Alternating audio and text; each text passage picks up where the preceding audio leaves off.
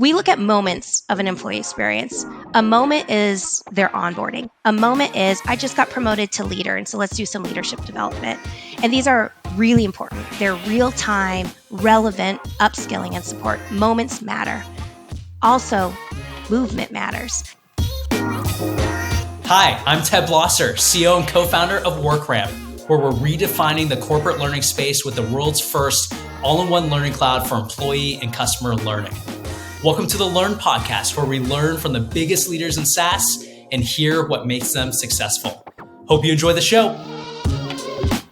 Hey everyone, welcome to the show. Today, we are delighted to have on our guest, Marie Potter, Senior Director of Culture and Development at Getty Images. This is an expert series conversation, so a little bit different. We're going to do a deeper dive into the day-to-day of great learning professionals like Marie. And so we have so much great stuff to talk about today. Marie, welcome to the show. Before we get started, why don't you give a quick elevator pitch about yourself, anything you want to say, where you're located, a little background on yourself, anything you want to give the audience. All right. Thanks, Ted. It is so great to be here with you today. Talk a little bit about myself and the work we do, but really talk about the great things we do at Getty Images around our visual content and learning and development, which all tend to go hand in hand, which we'll talk about. So Marie Potter, Senior Director of Culture and Development at Getty Images. I've been with Getty Images since 2017. Have a little bit of an interesting background story where I am an accidental HR person. I used to work in higher education for 15 years out of the Seattle area at the University of Washington, which is also my alma mater, and made the transition over to working in corporate world, not just corporate America. We have a global company, but the corporate world. And a couple years ago, transitioned physical locations, and I moved from Seattle down to Arizona in the Phoenix area with my family because we have embraced a hybrid work model, and my family has greatly benefited from that flexibility and trust that Getty Images offers its employees. It's really great to be here. I can't wait to dive into talking all things learning and development. You're in my hometown where I grew up. I am jealous. Would love to move back there one day. So, let's jump into it. So, a lot of us have heard of Getty Images, but probably don't know much about the business. We've probably all seen them on our Google image searches. Probably people are using copyrighted images when they shouldn't be. But tell us a little about Getty, the organization. I think people underestimate its scale, its size, its impact on the whole world. Give us a little background on the business itself before we jump into it. Happy to do that. And hey, we want you all to use our images. Come to us. We'll help you through that. So at Getty Images, we believe in the power of imagery and that the perfect image or video can make you think or feel or act. It drives home your message, it elevates your brand, and it fits your budget. So we help businesses of all types and sizes connect and engage with their audiences in an increasingly digital and visual world. So Getty Images is the world leader in visual content. You may recognize us through one of our three brands, Getty Images, iStock, and Unsplash. And these three brands, we all share one mission, and it's a pretty beautiful one. It's move the world. And we serve over 1 million customers around the globe through our depth and breadth and coverage of news, sports, and entertainment events. And we also offer exclusive, highly differentiated, conceptual creative imagery. You know, we're pioneers of custom content. We serve as a distribution partner for hundreds of brands and organizations. And we maintain one of the largest and best privately owned photographic archives in the world. And by the way, in terms of elevator pitch, Ted, this is going to be a long elevator ride because I can't just talk about, corporate pitch conversation. I know. Got to know who you're working for, right? You got to know that brand. And I'm a very mission driven kind of individual. And so coming to a place like Getty has been awesome. But I will say, a few more floors of that elevator. It's also important to talk about not just what we do as a company, but how we do it with the people in our walls, right? At Getty Images. So we have over 1,700 employees, and our goal is to be one of the best places to work globally. So our foundation rests in our values, and those are our leadership principles, which are how we come together to do our work. And those are woven in everything we do. So if you hear me drop a leadership principle into a conversation later today, there's a reason why. It's so ingrained with us. And that's how we are customer focused, and we're inclusive, and we're supportive, and we're always striving for improvement. So You have to know Getty Images, both the product we deliver to our customers every day and the way that we embody our Move the World mission and our values with our employees. And I can't wait to talk with you more about that employee experience. 1,700 employees. And was Yeah. it always remote or was it pandemic driven? And are there any like major hubs or locations, or is everyone spread out everywhere? That's a great question. So, global company. Really important to understand that there's over 30 markets in which we have staff and are present. London, New York, Sydney, Tokyo, Seattle, LA, Chicago, Calgary, Paris. We have a lot of different kind of more major offices. And when I joined in 2017, it was definitely go to the office experience, but with a lot of kind of flexibility and trust, right? If you need to work from home for the day, do it. We have event staff that are traveling and covering those news and sports and entertainment events. The pandemic shifted a lot of it. And the pandemic, we found that when everyone kind of went home and work, productivity stayed high and trust and transparency were so high. And so it really forced forward thinking kind of momentum across our leadership around what is the future of work. In fact, we had like teams of folks that came, like future of work steering committees, and all these conversations that were cross functional, and really looking at all the aspects of what it looks like to have a hybrid working workforce. And that's where we are today. Hybrid working work, which is why in 2021, my family was able to benefit from this. We had a personal family need to get us down to Arizona. And work said, you know what? We trust you. You know how to log in. In fact, I was thankful to not have a 3 hour round trip commute anymore every day. Um, and it's a global team. So we were really positioned well for disruption, I guess. And we actually had launched some flexible work principles in 2019, pre pandemic, that emphasize trust, life first, transparency, communication, collaboration. So we were able to ride that pandemic wave pretty well and come out to this like kind of future thinking workspace that really serves our customers well and serves our employees well. And then when you could do both of those, that's a great chemistry mix for a company. That's awesome. So let's jump into your role specifically too. And I Yeah, think, in from a title perspective, you lead up culture and development. I think at every company that means something different. So I'm kind of curious for you and Getty. Tell us a little bit about your role, responsibilities, and we'll dive into team structure, team organization as well. But I want to help the audience understand, all right, what does culture and development mean for Getty? And then let's do a breakdown. And we might even go role by role or team by team. And but I'd love to absolutely. understand at a high level how it's broken down within Getty. Yeah, I love it because when I say, "Oh, I'm head of culture and development," people pause and they say, "What does that mean?" And then we get to dig deep and we get into the conversation. So let's do that. So I started at Getty, I mentioned in 2017, and I joined as a manager in learning and development. And that was the space. Having worked in higher education before and working with adult learners and doing leadership and learning programming, I was able to do the transferable skill kind of impact work, and come into Getty Images with fresh perspective, non-traditional, not a HR trained person, but very much a fan of HR, right? Because there's a lot of symbiotic relationship between what we do to serve folks, serve people. And I had some experience working in diversity and inclusion back in higher education. So got here in 2017, super jazzed about learning and development in the corporate world. And Getty was also at the start of looking at this journey in diversity and inclusion, which I had some experience in. And so fast forward to 20, I think it was 2021, kind of the layers of the team started to form. So when we talk about culture and development, we're actually talking at kind of three verticals. And one is learning and development. Again, the classic one, the one I was hired into to support diversity and inclusion, the one we have been growing and evolving and making impactful since 2017. The work started then. And people analytics, which is around 2019, we introduced people analytics as like a actual role and substantive part of the HR function to serve the business with our representative data and employee data. So three verticals there. And really, collectively, we champion the experience, the engagement, the connection, and development of our employees enterprise wide. We aligned a business strategy, We align to those leadership principles I mentioned, and we're responsible for making sure we meet the commitments that enhance our culture, whether that, again, is learning in our inclusion work and understanding the data around our people. And so we often use the tagline of we shape and tell the story of our people. But Ted, you also asked like specifics, right? So let's get down to some specifics of what is a culture and development team. We sit in the HR function and we focus on those three intersecting verticals of L&D and D&I and people analytics. And our structure in total, there's 9 of us. And we're located across EMEA and AMER, but we stretch our working hours across these regions.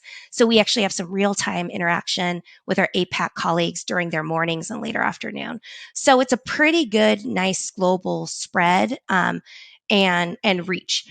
Within the team, 3 of my folks focus on D&I, 4 on learning and development, and then 1 on people analytics. And I'll have to tell you more of that story a little bit later too, because 1 is not enough, but we have a rock star in that role, and that's an area that I would grow is our people analytics. I would make it a proper team and get him some support in the future. And But from a team structure, yeah, all rolling into the head of HR or VP of yeah. people or chief people officer? So the 9 of us roll into our chief people officer, Lizanne Vaughn, who's a fantastic leader, has been really someone who's given us the autonomy, the creativity, the trust to do our work, and is like a God. really good, like in the weeds partner too. When you need your chief people officer to be like, let's brainstorm about this learning concept, she'll roll up her sleeves and do that with us. So, uh, and that's something that you'll hear me talk about too. I think buy-in and trust from senior leadership, from your CEO, from your chief people officer, from your executive team is the make or break it point when it comes to L&D and D&I work, especially because when you have buy-in and trust in from those leaders, people follow that, right? That Yeah. encourages followership towards learning and growth mindset and inclusion. And I'm so fortunate that at Getty Images, I have that. And we could talk a little bit more about that as well. But So yeah, what we'll do for this conversation, I want to break down each of those 3 pillars here in a second, absolutely. maybe a quick tidbit on each. But my question for you is, what's your overall, when you're building a group around development and culture, do you have an overall KPI North Star that you're, let's call it, measured on? Is it ENPS? I've seen some of our customers use that at WorkRamp, for example. Any top line KPI that your team measures themselves on? Uh, Definitely there's a whole suite of things that we'll look at. We do use NPS. So we use a net promoter score when we're looking at our training programs. And we immediately after that training, we ask people to fill out a survey, let us know what worked, what didn't work, their ideas for the future, and then do the would you recommend this to someone else? We get our net promoter score. 2 prongs, seeking out data, right? And we do that through things like our engagement survey, programmatic surveys, that NPS score on training, like I mentioned, and then also just feedback, right? How did that land with your team? And I think those are the relational feedback moments, the conversations with employees and with leaders, and making sure there's that open door of feedback always, anytime, just Slack or email or find me on Zoom and we can talk it out. So we do seek it out, but then we Yeah. also we monitor the data, right? That data that we're not having to send a survey out about, but we can watch. So we use SharePoint. And so we have internal SharePoint site visits. So we can look at how many people are viewing pages. We try to funnel a lot of communication through SharePoint too, because we can track who's actually read it versus like an Yes. email where you can't. We also look at usage stats on our platform. So I haven't said it yet, but we are a customer of yours where we Thank you very utilize much. WorkRamp. You're welcome. We've just celebrated our one year WorkRamp Gettyversary about a month ago. It's been an amazing move for us because we looked at platforms and we were like, we need strong reporting. Data drives decision making. And so it was nice. We can look at those usage stats on WorkRamp as, again, one example of monitoring data. Cool. We also look at course completion data and we look at external data trends. So data as a leverage tool is such a powerful a powerful thing, not just for the person who sits in the people analytics role. So I'll say that it is for every single member of my team, every single member of HR. It is how we do business, and what it does is it helps us not jump to assumptions. It helps us fact check and validate that the data is showing whether or not someone's engaged, whether or not they're learning. And so when you talk about kind of North Star KPI, I would say it's that data soup that we're looking at Yes, I to love it. help us understand things. I love it. And we'll jump into I want to understand this people analytics pillar Yeah. here in a second. Let's dive into, you mentioned L&D a little bit. Obviously we have a lot of L&D people in the audience. Give us maybe a big learning or even success you've had in the L&D function so far. Let's say over the last 12 months, like, and it could be anything. Tell us about how you've built this and maybe a big win for you lately on the L&D front. Awesome. One of the things you'll learn about me, Ted, is I always have to define things, right? So we have, and it's probably because I worked at the information school at the University of Washington for 12 years, and I learned about controlled vocabulary and the importance of making sure that when we talk about L&D or D&I or any of these things, we're talking about the same thing. So when I say learning and development or L&D, this is where we are creatively designing and facilitating on trainings and programming that's relevant and grows our talent. So that is my North Star definition on that. And that's the full employee experience. And so that's onboarding, leadership development, high potential programming, mentoring, the employee engagement survey. That's what our team runs, connectivity, and also training and upskilling. And so a lot of that, whether it's synchronous or asynchronous. So one of the things over the last 12 months that we've been looking at is engagement and connection. And so I mentioned earlier, we've moved to this hybrid work model. And so we have some folks that go into office, create community there and create connection there. That's usually our traditional way of doing it. We have folks like me who work fully remote. And so my connectivity portals are things like the technology that I have. It's emails, it's Zoom, it's Slack. It's not as much face to face, though I will say I live in Arizona and it's sunny here. And so I've had like a dozen colleagues come visit me since I've moved down here. I would say visit You me. can, They technically came to you can see this. expense that guest house Yeah, now. I know. They technically come to hang out in the sun and go to baseball games and, resorts. They happen to squeeze in a coffee visit or a dinner date with me. So, but I appreciate it and still connected that way. But we have people all around the globe, different time zones. And how do we foster connectivity so that people are engaged, that they feel seen, they feel valued, they feel like they have a friend at work? And I use friend, that's a pretty broad term, but just someone they trust, right? So I can talk with you about what's going on, and talk with you about work and how we come together in community. And so we've been really focused on employee connectivity, so much so that we've added it in as what we call an employee all company commitment. So things that we'll work on together to elevate our experience for our employees. And so connectivity looks like things like um, random coffee dates for folks. And coffee dates doesn't mean literally we're in a coffee shop together. It may mean, I have my mug, you have your mug. We're connected over here on an online platform like Zoom, and we're just taking 30 minutes to say, how's your day going? What you working on? What are you learning about the business? Our senior leaders, our executives, they participate in these like kind of 30-minute informal chats. So we have those informal things set up. We've also seen our employees rise up to say, you know what, when we talk about wanting connectivity, we're going to do it ourselves too.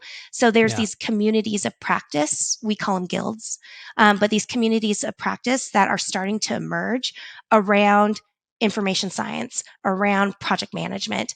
And these folks who have, they might never have a reason to interact because they're in different functions, different locations, they work on different work, but because they're project managers, they found each other and they're sharing good learning and skills to sharpen each other. And also kind of that community to just be like, what should we be learning about? How should we be upskilling? And what are our woes? What are our pros? Right. So they're building their Yeah. own connections.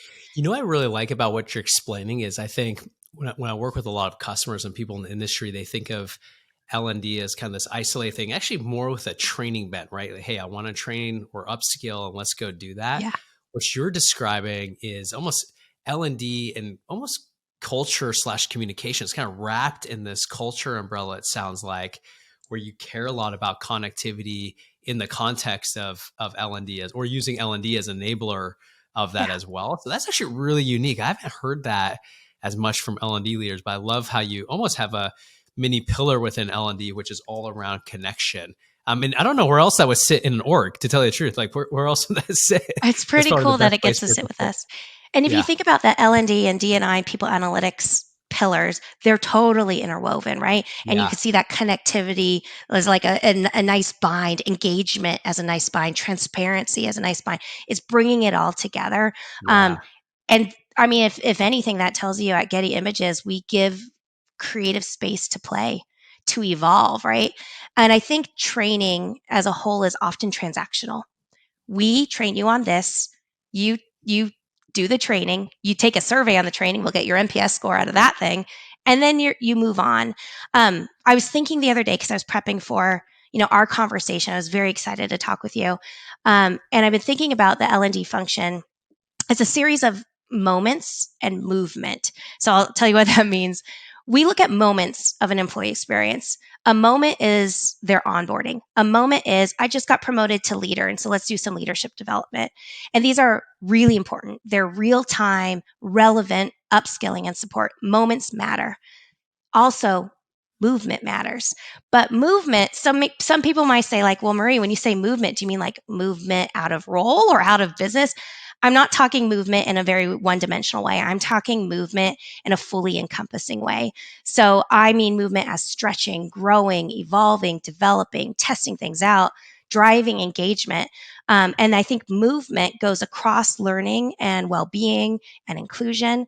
And I believe that as learning and development professionals, we should be really actively, strongly creating those moments of need, and we should also be creating the movement of inflections that people are constantly pivoting, trying things out, getting curious, stretching. So I equate it to maybe I need a vacation because I'm going to equate it to the beach, right? Your moments are those islands. You got to go visit them, right? You got to Yeah. stay on them for a moment. Movement is the waves, and we should be creating a culture where people are constantly surfing those waves, riding those waves, get to the moments when they need to, but also having that experience throughout. That's a lot more fun too for them, and it helps them grow. I love that concept. Let's go to, speaking of movement and probably measuring the movement. I want to go into the people analytics pillar, which I actually think is, you said it might be understaffed as an example, but I actually Yeah. see it not even staffed at many companies I work with. Tell us about this pillar. How's this structured? What do they work on day to day? Are they in special tools? I know there's a few tools on the market that actually work on people analytics specifically. Give Mhm. us the rundown on the people analytics pillar. I think one of the things you'll get to know about us at Getty Images, we're lean, we're scrappy, and we roll up our sleeves. And so the whole team does end to end, instructional design, building out PowerPoints and sites, facilitating analysis. And so we have a very much, if I mean, I would say if anyone ever wants to just be like fully engaged in all aspects of a role and work, that's what my team does. And people analytics is also scrappy, lean, and creative. So our people analytics role, his name is Tim. I'm just going to tell you his name because he's again a rock star. I don't think we'd be as far as we are without him. Um, Recruiters don't recruit Tim. I'm not telling you his last name for a reason. But what we do in the people analytics space, again, one person operates with about the knowledge and expertise of five people, but this one person is looking at our full employee experience in terms of life cycle and performance analytics, um, supporting the full of HR. So the people analytics role may sit in culture and development, but that's we have a managerial relationship. We work very well. I used to work again at the information school at the University of Washington. I love folks who work with data. I think they're the coolest. And so we have a great working relationship. But really, Tim is working across all of HR. He's working with benefits, with compensation. He's working with the HRBPs. And so it's a role that needs someone, and we have it, who can work with across stakeholders, including outside of HR, such as financial planning and analysis. So what this role does is really look at the reporting aspects. So it's not the data in part of it. We have an HR operations team, and they're helping make sure we have data integrity and data quality of data going in. What his role is really doing in people analytics is being able to go into Workday, which is our people management system. So go into Workday, be able to create the reports, customize reports. He had to learn Workday from scratch. So came in. I love folks who have different backgrounds from the traditional roles. I love transferable skills. That's the hallmark I think of my team is we use skills and strengths. We don't use the traditional routes all the time. So he learned Workday in 2019 and is now an expert, pulls that workforce demographic or workforce data for us, and then helps garner insights. I think a very specific project I'll tell you about, which I think is, I've heard people say this is pretty unique. Other companies are starting to do this more, but back in 2020, we kicked off a workforce demographics project. And that project was designed to legally collect demographic data in regions outside of the US. So most companies, especially if you have a US presence, will collect data around race and ethnicity, for example, US only, and that's due to legal limitations around collecting the data in other jurisdictions around the globe.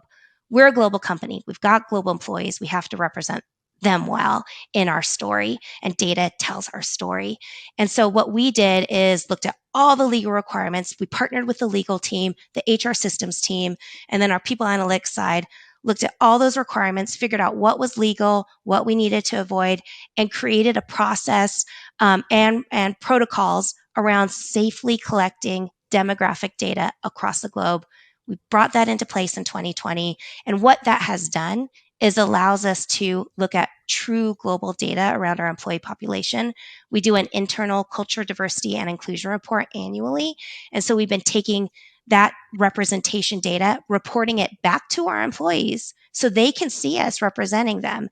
And we look at intersectional data now too. And so we're looking at different slices around, well, if we're looking at gender, and we can always do that, right? You can take one aspect, look at it. But if we looked at gender sliced by race and ethnicity, are people being promoted with equal opportunity? Are they being represented across the business with equal opportunity? Are they being hired with that equal opportunity? So it helps us be incredibly discerning with understanding who we're serving so that we can actually hold ourselves accountable towards making sure we have a representative workforce. It data again will tell you the full story. You just have to make sure you collect it, use it, and play with it, right? So it can help you get there. When you brought up the pillar originally, I totally had the wrong perception when you mentioned it. I was thinking of it, if I had to give an analogy, I was thinking of it more as HR ops with a data bent. Almost analogy would be like the accountants of a finance org. But what you're describing is more of like an FP&A group who's taking that data and doing the planning, analysis, chopping it up and drawing insights. And I had the wrong assumption there. I thought this role was more literally crunching data and working on the back end systems to feed to the team. But no, it's a person who's actually looking at the data. The data is already there because you have an HR ops team and drawing the right conclusions for probably the programming across L&D, D&I, and culture and other investments you're making. That's so smart. I love the way you put that because again, it's one thing to have that data. It's important to have that data, the numbers, but then the garnering of the insights to help us make programmatic and people shifts to help us be, again, a more inclusive company, a representative company, and a company that serves our employees really well. It's almost like detective work. It's really fun. It's really cool. And it's humbling, right? And you think, I thought we were doing a good job on that. But the data shows us that we got to keep doing some more work. And I think that's good. That's keeping it honest and keeping it true to what our goals are. Well, Marie, I think we could do another 3 hours on this deep dive. Next time we'll do this offline because I want to learn more, but we're coming towards the end of our recording. So I want to actually end with one of my favorite sections called the Learn Rapid Fire Round. This is where I'm going to ask you a few questions related to just learning in general. Love to get 1 to 2 line answers for each of these. First one I'll start with is, who have you learned the most from in life? Ted, asking me one person is really rough. So I'm going to call an audible on this one. Because it is really hard to say one person because I'm a sponge. I'm like a in the moment. When we meet, we're going to be best friends unless you tell me to go away. But I am constantly observing those around me, from my leaders to my peers to my team members, to the people in my community.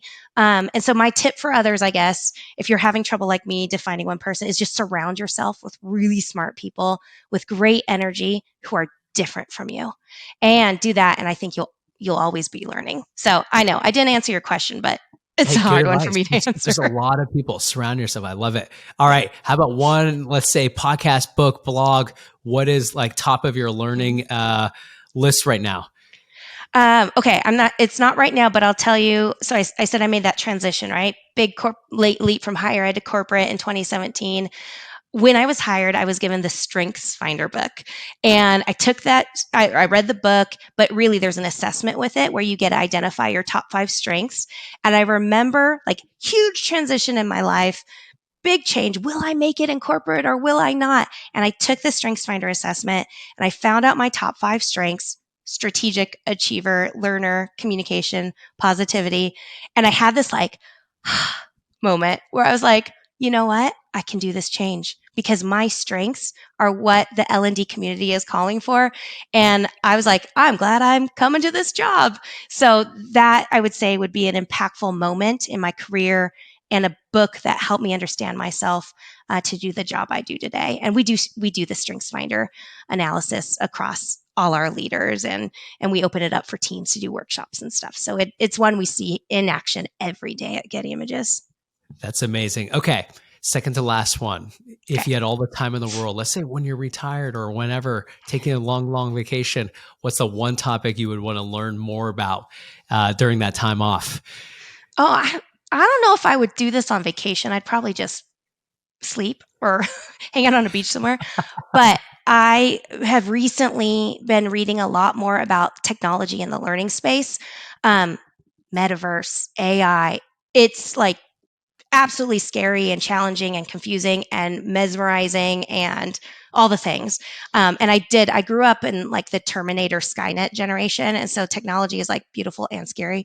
Um, but I don't want to be left behind as a professional. And so even though I'm like, I don't know what I don't know, and I don't know what I'm supposed to be learning yet, I feel like I have to lean into the challenge of learning around technology in this learning space so that I can help my team grow, and then also help my business grow, right? So that we're not left behind, but we are advancing in a way that works for us and best honors the learning and development and D&I strategies of our Yeah, company. I just bookmarked ChatGPT because I'm trying to use it daily now just to train myself. I was like, I need to stay ahead of this just to know Oh, how to we prompt should it. So, talk. We should yeah, talk more about, again, the we scary and should catch beautiful up on things that. around. Yes. Yeah, I'm same generation. I remember Terminator 1 and 2. It can be scary. So, all right, last question I'll ask Okay. you. It's a career question. If you could Okay. give one big piece of career advice, you've had an amazing career, what would you give to the audience in terms of career advice? I'm a huge fan of having a growth mindset. And when you're prepared for growth, you're prepared for change. So, growth mindset allows you to reframe opportunities or reframe challenges as opportunities, missteps as lessons, and change as something to be open to versus scared of. It helps with intimidation and insecurity. It helps you go to that job or try out that new learning environment that you never thought you would need to be a part of, but now you want to because you have a growth mindset. So be curious, raise the bar on what you expect of yourself, apply a growth mindset to your life personally and professionally, and then have fun and find joy in the work you do every day. I think that goes hand in hand with having a growth mindset. Well, Marie, thanks for closing out the Learn Rapid Fire. So cool to hear all those answers, and also thanks for joining us today and sharing all of your wisdom in your current role and also some of your previous life as well too. So, Marie, we hope you enjoy Arizona here. We're jealous of the weather, and we'll talk to you soon. Thanks, Ted. Thank you, everyone, for joining. We hope you enjoyed the episode, and remember, always be learning.